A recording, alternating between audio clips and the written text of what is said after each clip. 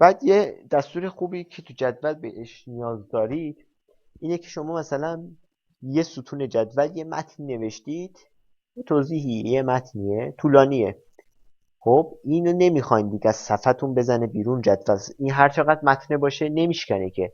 شما اندازه مثلا ستونتون رو گذاشتید 2 میلیمتر، گفتم پی بذارید، پی گذاشتید 2 میلیمتر. خب این تو 2 میلیمتر میشکنه، ولی مثلا دیگه 2 میلیمتر دیگه این میشکنه میاد پایین. ولی اگه بذارید سنتر یا راستچین یا چپچین، که الان ببینید اینجا ما سنتر گذاشتیم، ببینید اینجا سنتر گذاشتیم همشونو. من میام اینجا یه سری متنا به این سوشیال کنارشون یه حرفای اضافه میکنم. ببین اینو نمیشکنه، اینو ادامه میده، هر چی داری ادامه میده. مگه اینکه بیای این سنتر دومی رو، چون دومیه دیگه، این اینجا اولیه، ستون اول این اندو میخوره، بعد ستون دوم، این ستون دومی رو بزنید پی، اندازش رو مثلا بزنید 2 میلیمتر.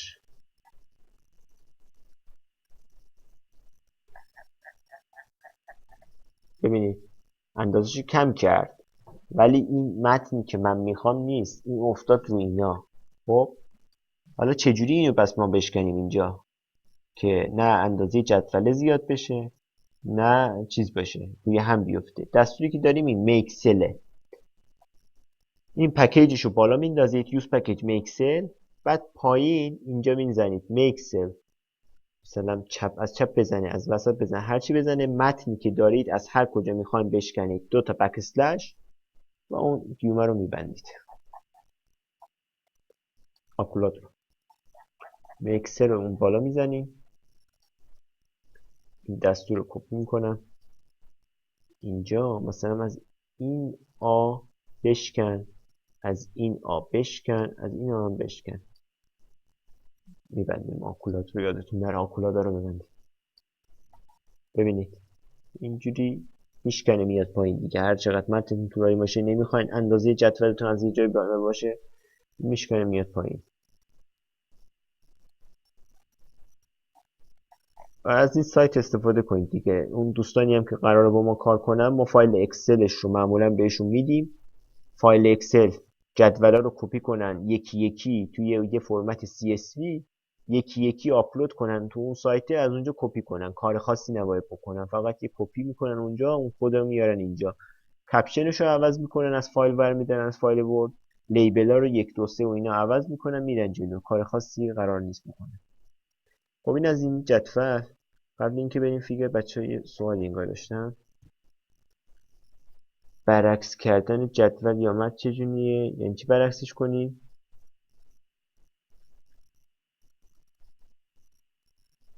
ها تکستتون رو یه 90 درجه بچرخونید، ها روتیتش. روتیت دستور داره خودش، میزنید بکسلش روتیت داخل آکولات، هر چقدر میخواین بچرخونید، مثلا 90 درجه، 45 درجه، هر چقدر میخواین بگردونید چیزشو میزنید اندازشو، بعد داخل یومه چیزشو میزنید، متنتو میزنید. واسه مثلا همین اینو من نگفتم، شما میخواین یاد بگیرید، برید توی گوگل فقط بزنید که how rotate text in table latex. کلی میاره، همین اولی رو یکشو باز کنید، سوال هم هست نشون میده چیکار کنید. ببینید آره، روت باکس رو میزنید اندازه مثلا 90 درجه، بعدش هم که اون متنی که میخواین رو بچرخونید رو میچرخونید دیگه. بس ببینم، فقط با این فکر کنم کار کنید دیگه. مثلا پرایوتی رو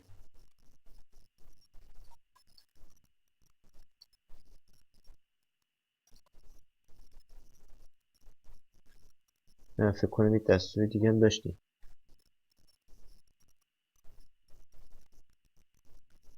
آره این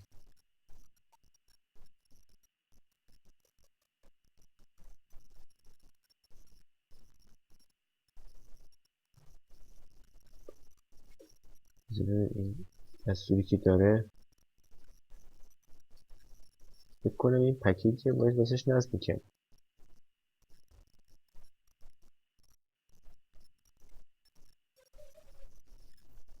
آره این روی پکیج نصب میشه. این سایت درست ننوشته. این توضیحی که این داده روی یه فلاتی باید نصب میکردیم تا این تو این جدول مثلا ببین روتیت تو چرخونده یه یوز پکیجی داره، دو تا یوز پکیج، یه یوز پکیج فلوت داره. اینو میزنید تو این جدول، اینجا رو میخوان بچرخونید، اومده یه روت باکس رو میزنید. آره این اوریجین سی بود، دستوری که داشت این بود. روت باکس اوریجین مساوی اون سنترش میکنه که اون سنتر باشه، زاویه که میخواد بچرخونه و اون حرفی که میخواد بچرخونه دیگه هرچی باشه.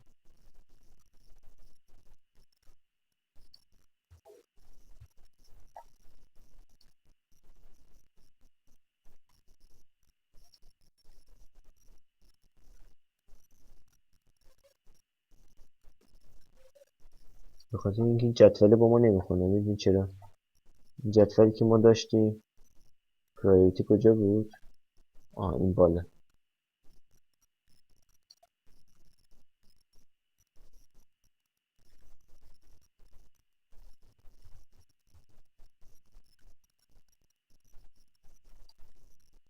این گلوبال پرایوریتی رو باید با هم بچرخونیم ما اگه بخوایم چیز کنیم، چون نمیشه که یه حرفو چرخوند یه حرفو نچرخوند.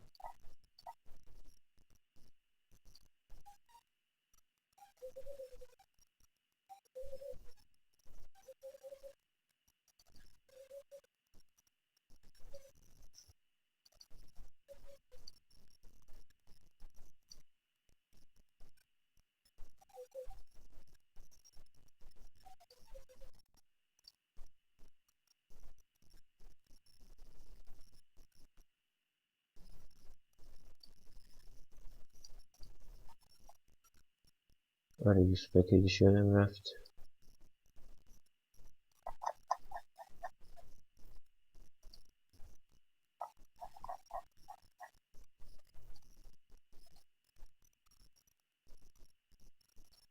آره یه یوز پکیجی داره، یوز پکیجش رو میزنید، فلوت بود. بعد روتیت باکس رو میزنید، یه دستور اوریجین سی هر چقدر میخواین دیگه، 90 درجه یا 45 درجه این، و داخل باز دوتا گیومه دستورتون میزنید هر جوری بخواین میچرخونه. مثلا مثل این باز هر مشکلی بود گفتم بهترین راه همینجا سرچ کردیم تو اینترنتی، چون ما نه همه چیزا رو میگیم نه همه دستور رو بلدیم. خیلی چیزا رو ما بلد نیستیم، از همینجا تو اینترنت سرچ کنید واسه تون نمایش میده. خب واسه رسم شکل یه یوز پکیج گرافیکس داریم. هر جا خواستی شکل رو رسم کنید، environment figure end figure، لیبلش رو میزنید، کپشنش رو میزنید. بعد میخواین اگه فیگرتون وسط چین باشه سنترینگ رو میزنید. یه دستوری داره اینجا که بیاین مسیر اون شکل فایلی که میخواین رو بیارید. این دستور include graphicsه. یه آپشنایی رو تعریف میکنیم و اون اسم و مسیر شکل رو اینجا میزنیم. واسه رسیدن شکل حتما شکلایی که دارید رو بیارید توی اون پوشه لیتک بذارید، اون پوشه‌ای که اون تکستتون رو ایجاد کردید سیو کردید، مثلا توی پوشه‌ای تو دسکتاپ هر جایی شکلاتون حتما اونجا باشه، چون مسیر دادن واقعا مشکل میشه. بعدا اسم یه پوشه رو عوض کنید دیگه کلا میپره، همه چی رو نمیتونید پیدا کنید. شکل‌ها حتما تو پوشه باشه. اسم شکل هرچی هست اینجا بزنید دیگه، چون توی پوشه باشه مسیر لازم نیست، فقط اسم بزنید کافیه. یه سری آپشن هم هست که این آپشن رو میگم چیه. آپشن مثلا عرض شکل چقدر باشه، طولش چقدر باشه، زاویهش چقدر باشه، بچرخه نچرخه، اسکیلش چقدر باشه. این آپشن هست. مثلا میگیم که ارزش 0.2 کل متر باشه، یعنی 20% کاغذ رو بگیره ارزش، یا 20% ارتفاع کاغذ رو بگیره. اینا رو میتونید تو اون آپشنه تعریف کنید. شکل ورودیش میتونه EPS باشه، PNG باشه، JPG باشه، PDF باشه. بهترین ایدئال ترینش PDFه. یه PDF شکل دارید، مثلا بذارید من باز کنم اینو.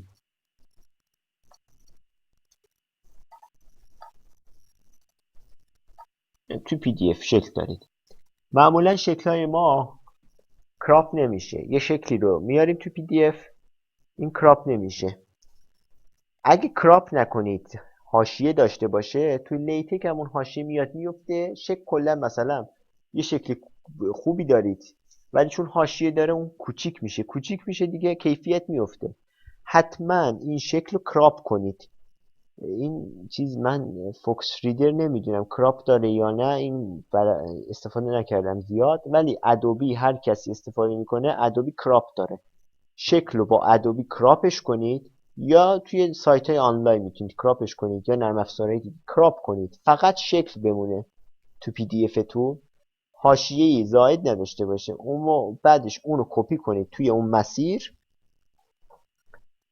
این دستور رو بندازید اینجا. این دستوری که گفتم، یه یوز پکیج داریم،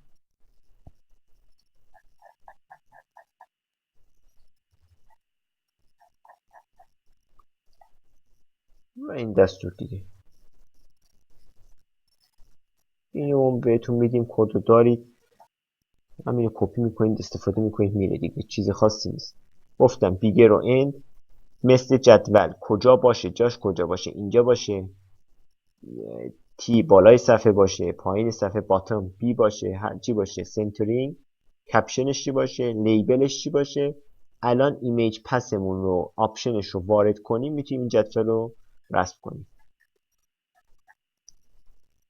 ایمیج پسمون گفتم انداختین اگه توی اون فایلتون، فقط اسم این شکل، مثلا من گذاشتم اسمشو مای فیگر، میام توی ایمیج پس اسمشو فقط میذارم دیگه، پس لازم نیست. توی آپشن مثلا من میخوام بگم که آقا 60% عرض کاغذم عرض این شکل باشه. دستوری که داره اینه، هر کدوم از اونا ارتفاع هم مثل اینه. بقیه یه دستور خاصی داره، تو اینترنت باز بگردید اگه لازم شد میتونید پیدا کنید که ما کارامون دیگه با همین عرض جدول شکل را میفته. همین رو کپی کنید، 60% هر چی باشه اندازتون، دو ستونه باشه 60% هر تک ستون حساب میکنه، تک ستونه باشه 60% کلش حساب میکنه. و اینو تو خروجی بهتون جدول رو نشون میده. 60% رو مثلا بکنید یک، میشه 100% دیگه. شتمون بود، اندازه کل کاغذ میاره بالا. کمش کنید کم میشه. هر جا هم خواستید اینو رو ارجاع بدید یه دونه رف میزنید، هر اسمی گذاشتید، مثلا ما گذاشتیم F1 رف F1، یه فیگم قبلش حالا میذاریم دیگه، فیگر فلان مثلا. این فیگر یک اومد اینجا، خود فیگر کجاست؟ خود فیگر بالای صفحه گفتیم باشه دیگه، تا پایین صفحه گفتیم، پایین صفحه رفت. بذار جاش عوض کنیم، پایین صفحه گفتم، بزنید توی که بیاد بالای صفحه بیفته. آره تو بالای صفحه، هر جا خواستید دیگه، بسته با متنتون، شکلتون، سلیقه شما میتونید اینو تغییر بدید. شکلم کاری نداشت، فقط همین دستور اسمش عوض میکنید، بسته به اون شکلتون ارزش رو تعیین میدید. یه دستوری هم هست واسه صاف فیگر، مثلا دیدید یه دونه شکل داریم، شکل A شکل B، یه همچین چیزی رو ما داریم. اون توصیه اصلی که من به شما دارم اینه که به جای صاف فیگر، چون صاف فیگر اندازش رو هر شکل رو میاره کم میکنه، اندازه هر شکل کم بشه کیفیت شکلتون کامل میاد پایین. به جای اینکه صاف فیگر استفاده کنید، شما بیاین تو طراحیتون شکلاتون رو کنار هم بذارید، مثلا کناری A پایینش بزنید، بغلیش رو B بزنید، یا پایین C و D دارید بنویسید، یه شکل بهش تعریف کنید، یه شکل تعریف کنید، اون رو تو خروجی ببینید کیفیتش خیلی خیلی بهتر از این میشه که شما بیاین صاف فیگر استفاده کنید. صاف فیگر کیفیت هر دو تا شکل رو میاره پایین. یه یوز پکیجی داره، مثلا دو تا شکل، سه تا شکل، هر چی دارید رو میارید اونجا میذارید، این دستورش رو میزنید، میگیم بیگن فیگر سنترینگ،